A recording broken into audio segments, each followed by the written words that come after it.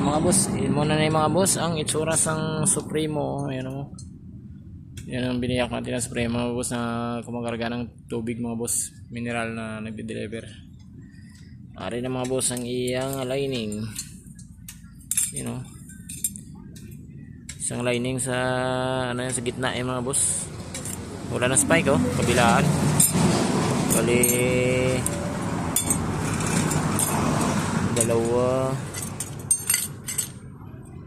dalawang lining yung nasira talaga mga boss, na ubos yung spike. Ang tatlo okay pa yung tsura nya, yung dalawa yan o, ubos talaga o. Wala na. Yung clutch sabi mga boss okay pa naman siya, wala pa siyang kain mga boss.